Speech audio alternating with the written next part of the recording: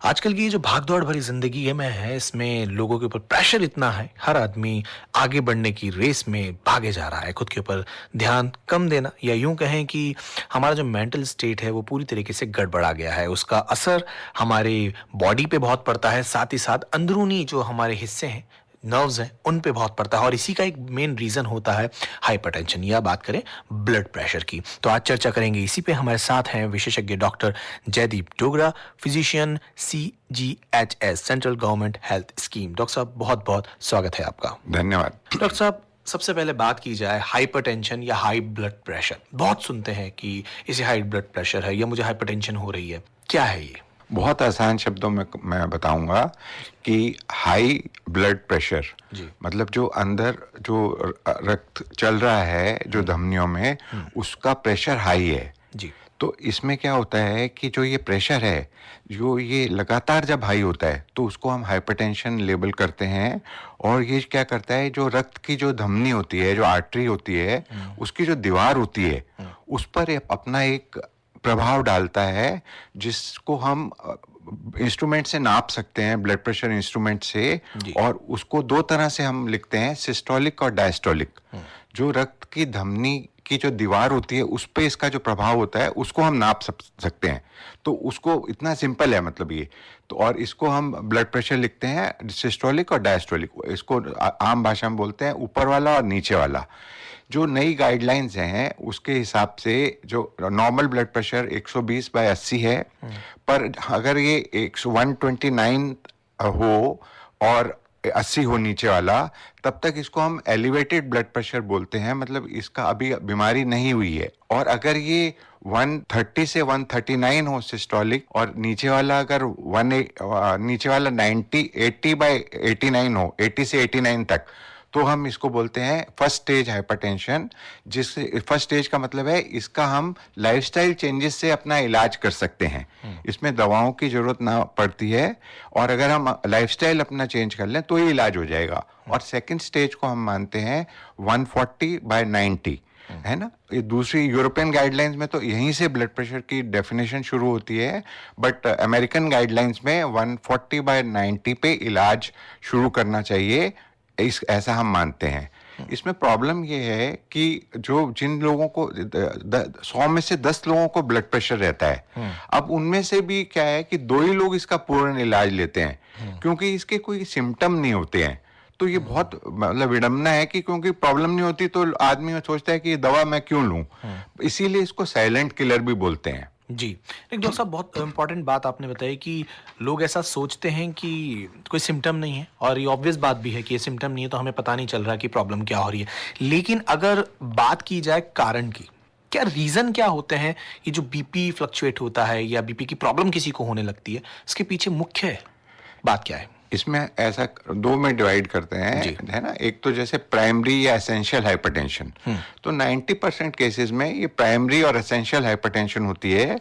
इसका जो आपने अभी कारण बताया था ओपनिंग में कि स्ट्रेस से इसका लिंक है, कि स्ट्रेस से धीरे धीरे एड्रेनलिन सिक्रीट होता है और वो धीरे धीरे सिस्टम में रहने लग जाता है अगर आप स्ट्रेसफुल अपनी पर्सनैलिटी को बना लेते हैं तो। जैसे टाइप ए पर्सनैलिटी, उन जो एग्जीक्यूटिव क्लास पर्सनैलिटीज हैं, इनमें ब्लड प्रेशर की बहुत संभावना ज़्यादा होती है ना। इसमें कोई कारण नहीं होता है।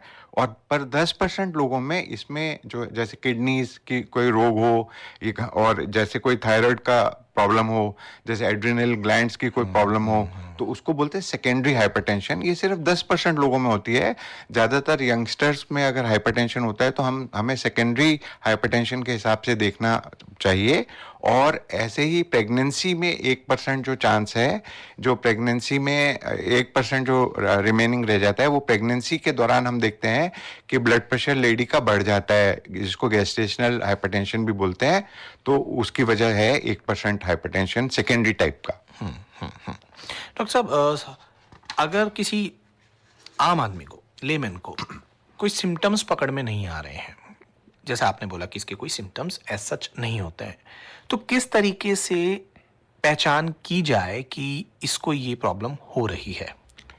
मैं यहाँ बताना चाहूंगा कि जैसे ब्लड प्रेशर तो सबका जी। है ना, पर वो नॉर्मल है 120/80।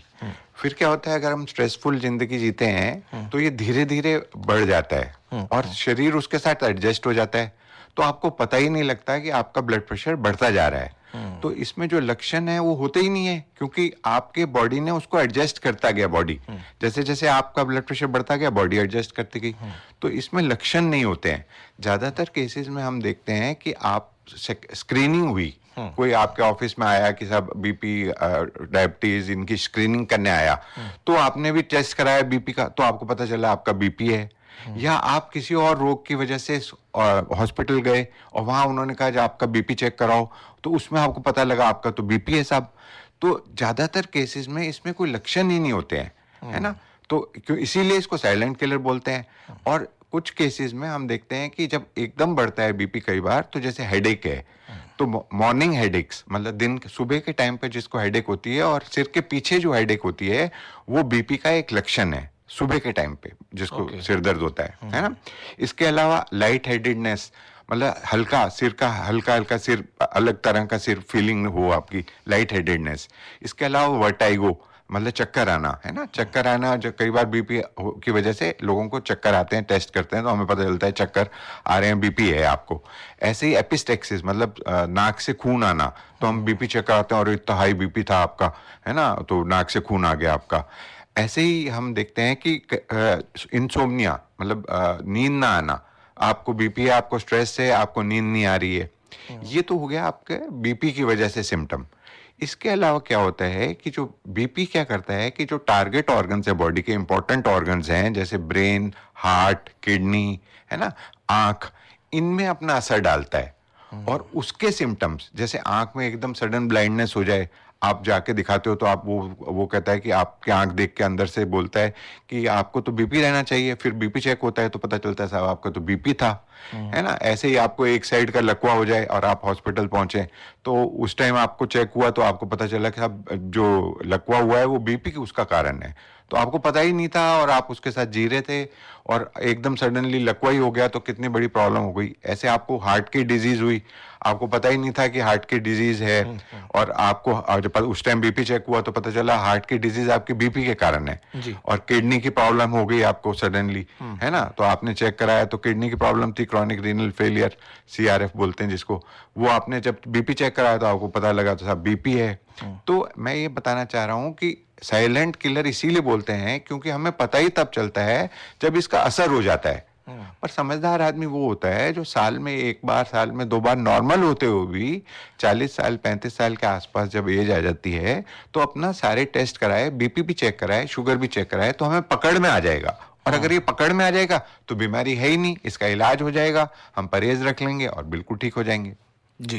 लेकिन डॉक्टर साहब, जो सिम्टम आपने बताए उसमें कई बार ऐसा भी होता है कि बहुत ज़्यादा वर्कलोड है, सडनली किसी दिन आपको ऐसा फील होता है और ये जैसे हेडेक है या चक्कर आना है, आदमी को नॉर्मली लगता है कि शायद मेरी थकान है या मेरे को थोड़ा सा कमजोरी फील हो रहा है, इस वजह से भी ये शायद हो सकता है। तो इग्नोरेंस जो होता है वो मोस्टली होता है। और अगर ये बात की जाए, मोस्टली फीमेल में देखने को मिलता है कि घर काम में बहुत लोड है इसलिए थकान है। एक्चुअली क्या है कि इंडिया में क्या है कि हम लोग अपने आप ही बीमारी सोच लेते हैं जी, कि मेरे को सिर्फ, मतलब बीमारी का कारण, मतलब डॉक्टर के पास भी आते हैं तो बोलते हैं साहब मैंने ये करा और मैं उसका कारण शायद ये है, अपने आप ही, मतलब उसका कारण डॉक्टर को सोचने दो जी। तो ऐसे ही कोई प्रॉब्लम होती है तो अपने को, मतलब ये नॉर्मल बीपी को चेक कराना एक नॉर्मल है, घर घर में इंस्ट्रूमेंट पड़े हैं, अपन को कराना चाहिए। एक्चुअली मैं यहाँ आपको बताना चाहूंगा कि जो हमारी आर्टरीज होती हैं उसमें एक इलास्टिसिटी होती है। और जो बीपी अगर रहता है ज्यादा टाइम तक तो वो अपनी इलास्टिसिटी को लूज कर देती हैं आर्टरीज।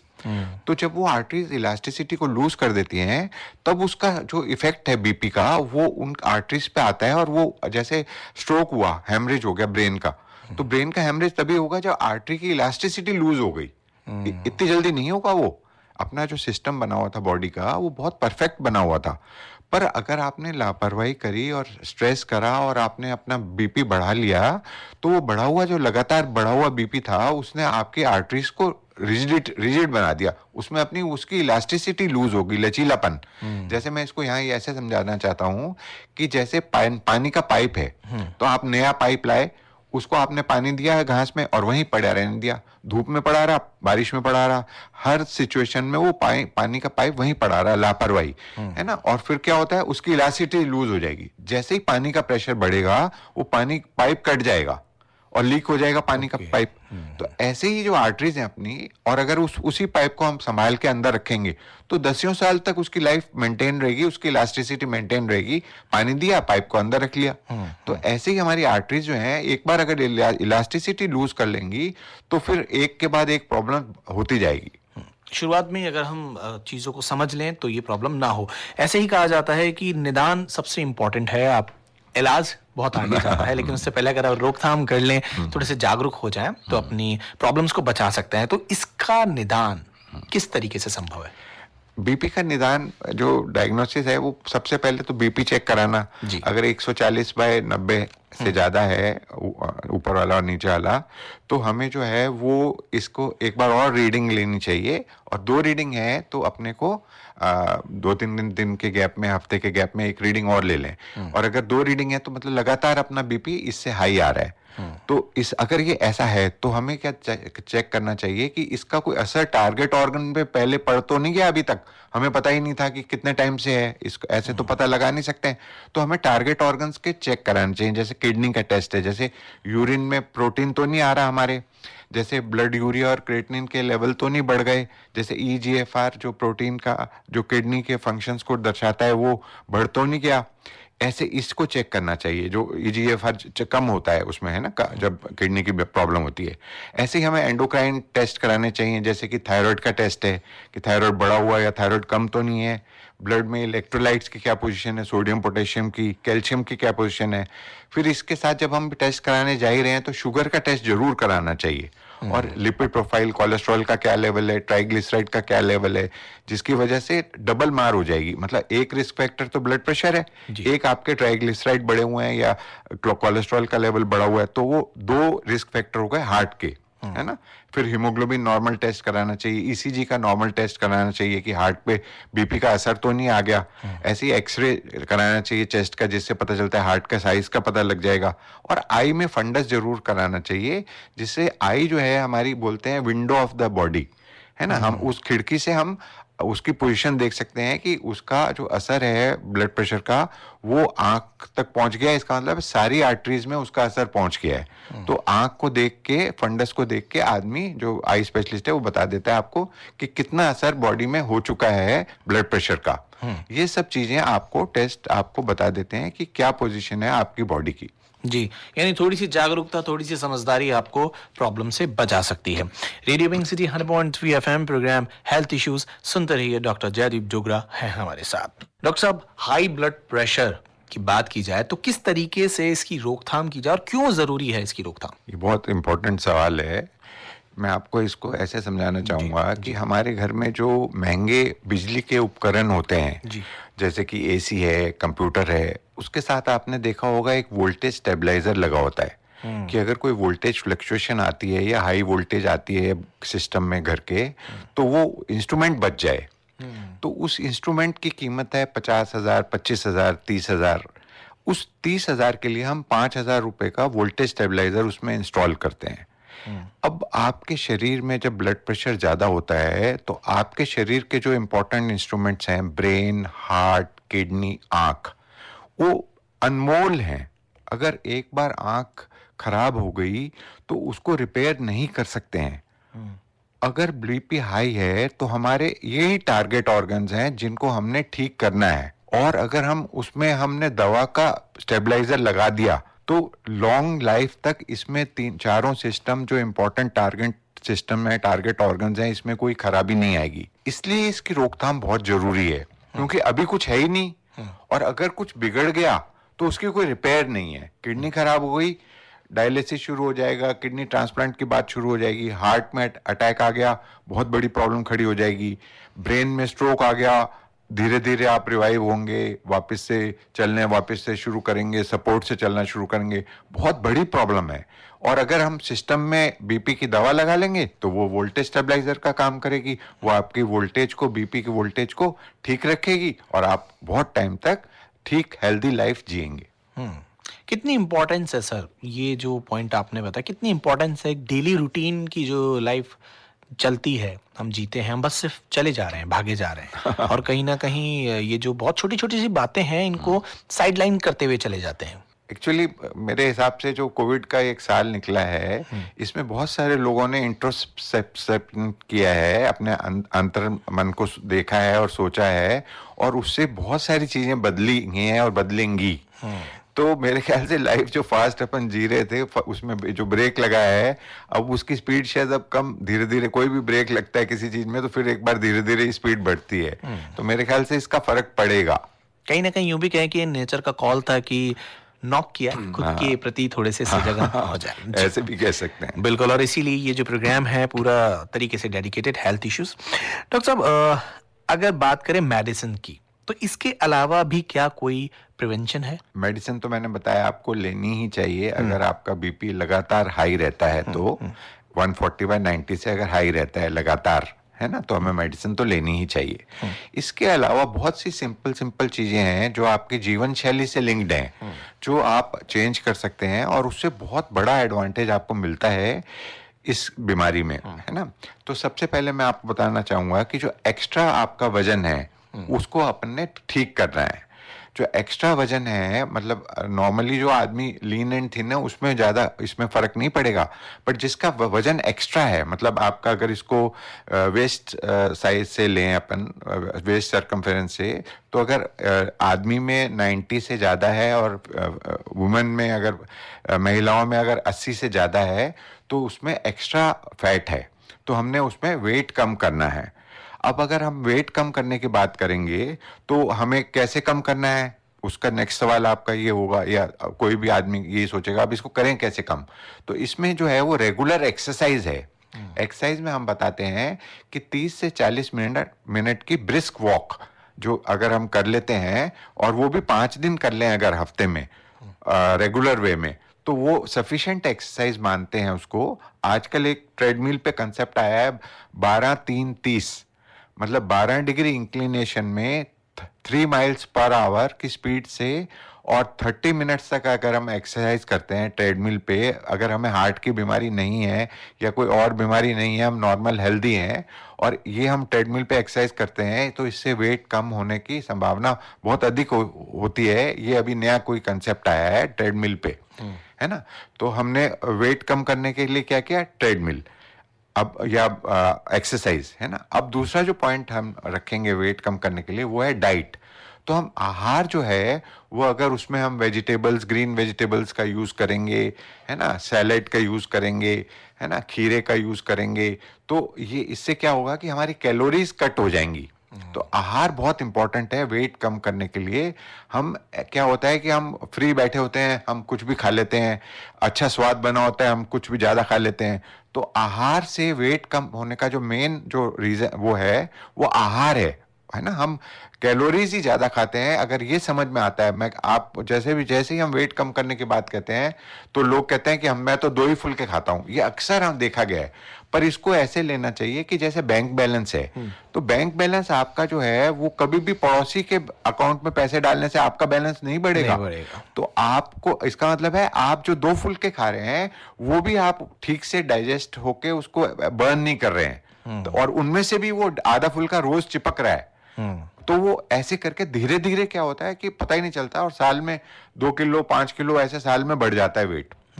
तो बैलेंस डाइट बहुत जरूरी है, जिसमें कि अपने होल ग्रेन लेना चाहिए, है ना। जैसे व्हाइट ब्रेड कम यूज करनी चाहिए आपको, ब्राउन आटा ब्रेड यूज करनी चाहिए, होल ग्रेन चीज आपको लेनी चाहिए, और डेयरी प्रोडक्ट्स कम लेने चाहिए, है ना। इससे क्या होता है कि हमारे को बैलेंस डाइट हो जाती है ये, ठीक है।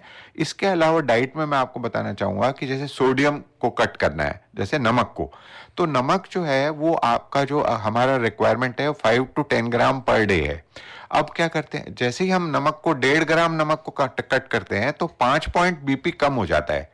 तो नमक अगर जो हम देखते हैं जो जिनका बीपी ज्यादा होता है वो नमक वो ज्यादा खाते हैं, तो अगर हम नमक को कट करेंगे तो उससे बीपी में बहुत फर्क है। 5 मिलीमीटर मर्करी एक दवाई कम करती है और आपका नमक कम करने से ही वो कम हो जाएगा। तो और इसमें क्या होता है कि राजस्थान में ये नमकीन चीजें का बहुत चलन है ना, तो उसमें आप बहुत हाई नमक की वो क्वांटिटी होती है नमकीन चीजों में, भुजिया है, समोसा कचौड़ियाँ हैं, इसमें बहुत हाई कंटेंट होता है नमक का, तो हमें ये अवॉइड करना चाहिए बीपी को ठीक करने के लिए। इसके अलावा मैं यहाँ कहना चाहूँगा कि जैसे कॉफ़ी है उसमें कैफीन होता है, तो जो कॉफ़ी यूज़ है वो आपको बीपी को बढ़ाता है, जो कैफीन है वो बीपी को बढ़ाता है, तो बीपी को कम करने के लिए और हार्ट रेट को भी बढ़ाता है, तो कैफीन कॉफ़ी को कम करना चाहिए। तो मैंने आपको ये बताया कि ये खाने की कौन कौन सी चीजें हैं जो हमें कट करनी चाहिए। इसके अलावा एक सिन प्रोडक्ट्स हैं जैसे कि सिगरेट स्मोकिंग। तो सिगरेट स्मोकिंग जो है वो क्या करती है कि जैसे बीपी तो बढ़ाती है निकोटीन उसका, इसके अलावा क्या है कि वो हार्ट का इंडिपेंडेंट रिस्क फैक्टर भी है। हम ये सारी कवायद जो कर रहे हैं वो इसलिए कर रहे हैं कि हार्ट की प्रॉब्लम ना हो जाए। मैंने आपको बताया भाई बीपी इटसेल्फ तो नॉर्मली बीपी है ही, पर ये प्रॉब्लम क्या कर रहा है कि ये हार्ट को प्रॉब्लम कर रहा है, ब्रेन को प्रॉब्लम कर रहा है। तो हार्ट का एक इंडिपेंडेंट रिस्क फैक्टर है स्मोकिंग, और आपने स्मोकिंग भी कर ली और आपका ब्लड प्रेशर भी ज्यादा है, तो आपने अपने हार्ट के रिस्क फैक्टर 2 कर दिए, 1 से 2 कर लिया अपनी बॉडी को, है ना।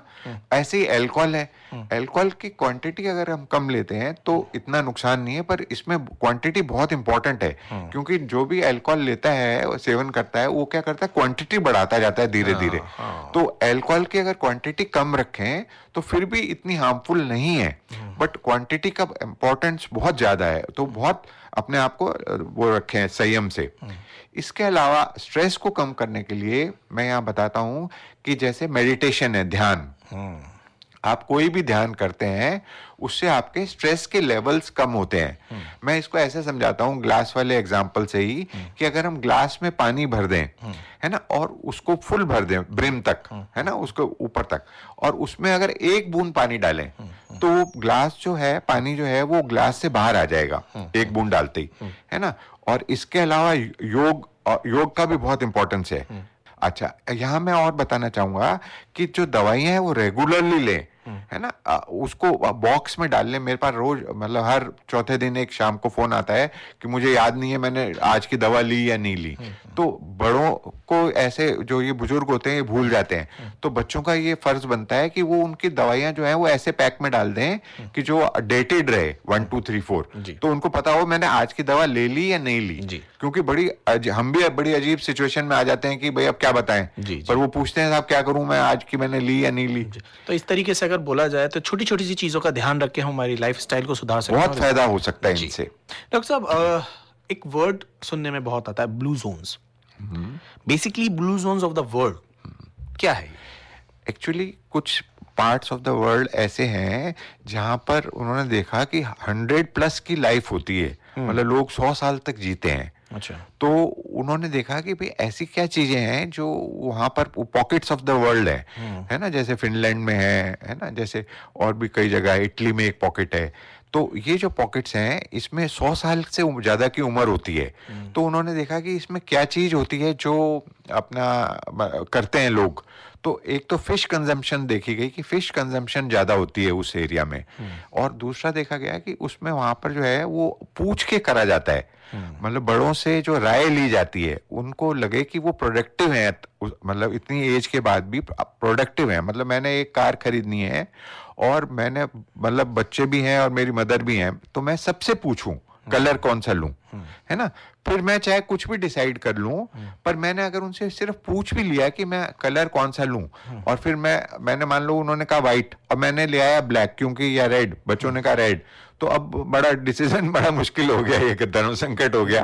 बट फिर भी मैंने कोई भी डिसीजन ले लिया और फिर उनको समझा दिया कि यार बच्चों की चॉइस ऐसी थी, मुझे तो आपका ही कलर बहुत पसंद था। तो इसमें भी क्या होता है कि उनको पॉजिटिविटी मिलती है और जीने की जो लालसा है वो बढ़ती रहती है। मतलब बड़ा हेल्प करता है ये, मतलब आपको हेल्दी लाइफ लीड करने के लिए, अगर आपकी इंपॉर्टेंस रहे डिसीजन मेकिंग में, क्योंकि आप अंदर से खुश रहते हैं तो और आप अपनी लाइफ को चलाते रहते हैं, दिमाग को चलाते रहे। मेरे से पूछा जाएगा, आप समझ रहे हैं, मतलब मेरे से पूछा जाएगा कि ऐसा करें तो मुझे बताना पड़ेगा, तो इससे आप मतलब चौकन्ने रहेंगे। बहुत जरूरी है खुद को इन्वॉल्व रखना और खुद को अंदरूनी तौर पे बहुत फिट रखना बहुत जैसे वो एक कहावत भी है कि मन के हारे हार और मन के जीते जीत। हाँ। बहुत जरूरी। अच्छा डॉक्टर साहब, जैसे स्ट्रेस होता है, आपने कहा मेडिटेशन बहुत इंपॉर्टेंट है, हाँ। कहीं ना कहीं गानों का रोल भी, जो सॉन्ग्स होते हैं उनका भी बहुत इंपॉर्टेंट है हाँ। कि आप अगर गाने सुनते रहते हैं तो कहीं ना कहीं रिलैक्स फील करते हैं। बिल्कुल, जैसे बिल्कुल। मैंने गानों की बात छेड़ी तो आपके जो चेहरे पे मुस्कान आई, यही बहुत नहीं। अपने आप में एक परिभाषित कर देती है एक्चुअली क्या है कि कि आपका स्ट्रेस बूस्टर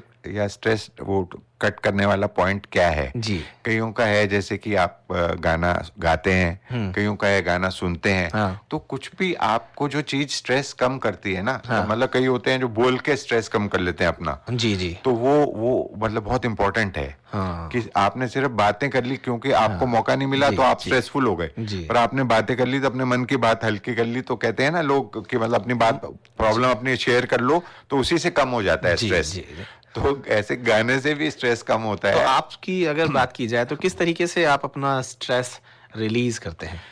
मैं गाने भी सुन लेता हूँ। हाँ। तो कोई ऐसे पसंदीदा गाने आपके रहे कि ये गाना जब चलता है तो सब लोगों का अलग अलग, कोई हाँ। चैंटिंग सुनता है, हाँ, किसी वही। को सॉफ्ट म्यूजिक से बिल्कुल। ऐसा रिलैक्सेशन आता है कि हाँ थोड़ा सा रिलैक्स रहता है। अपना अपना सिस्टम होता जी है। डॉक्टर साहब, जैसे ब्लू जोन्स एक वर्ड है, ऐसे एक वर्ड है इकिगाई, ये क्या है? ये एक जापानीज कंसेप्ट है जिसमें एक उन्होंने पूरी बुक भी है इस पे एक, और उन्होंने ये कहा कि पर्पस ऑफ लिविंग, अगर आप किसी आदमी को उसका पर्पस ऑफ लिविंग दो। जी। आपने ये देखा होगा कि हमारे जो पॉलिटिशियंस हैं इनकी एज 80-85 तक ये देश पे राज कर लेते हैं, क्योंकि इनको एक पर्पस ऑफ लिविंग मिल गया कि देश को कैसे चलाना है। और बाकी हम अगर गवर्नमेंट सर्वेंट के हिसाब से देखें तो 60-65 पे वो लोग बाग आके हमें ऐसे कहते हैं मैं तो रिटायर हो गया, बस अब तो बस बुजुर्ग हो गया, अब तो कोई काम ही नहीं है। तो पर्पस ऑफ लिविंग बहुत इंपॉर्टेंट है। अगर हम किसी आदमी को पर्पस ऑफ लिविंग दे दें तो वो उसकी लाइफ आगे की भी लाइफ बहुत ही अच्छी रहेगी। तो इकिगाई का मतलब है पर्पस ऑफ लिविंग। जी जी। डॉक्टर साहब, स्ट्रेस की बात की जाए, आपने जैसे बातचीत में भी बताया कि स्ट्रेस अगर बहुत ज़्यादा हो जाता है या रेगुलर रूटीन में हमारी लाइफस्टाइल में शामिल हो जाता है तो बीपी की समस्या हो सकती है। तो क्या रीज़न है कि ये स्ट्रेस जो एक नॉर्मल सी चीज़ है बहुत बड़ी प्रॉब्लम क्रिएट कर सकता है? एक्चुअली जब तक हम जिंदा रहते हैं तो रोज डेली कोई ना कोई नया स्ट्रेस रहता है। जी। अब एक्चुअल स्ट्रेस और जो आपको लगता है हाइपोथेटिकल कि मैं स्ट्रेस है, उसमें क्या फर्क है। जैसे मान लो मैंने हॉस्पिटल जाना है ना 7:30 बजे, तो मैं उसके लिए स्ट्रेस हूं कि मैंने जाना है 7:30 बजे, जाना है 7:30 बजे। तो ये तो इससे तो आप अपनी लाइफ को बहुत ही स्ट्रेसफुल कर लेंगे और 100% बीमार हो जाएंगे कुछ ना कुछ, है ना। एक होता है कोई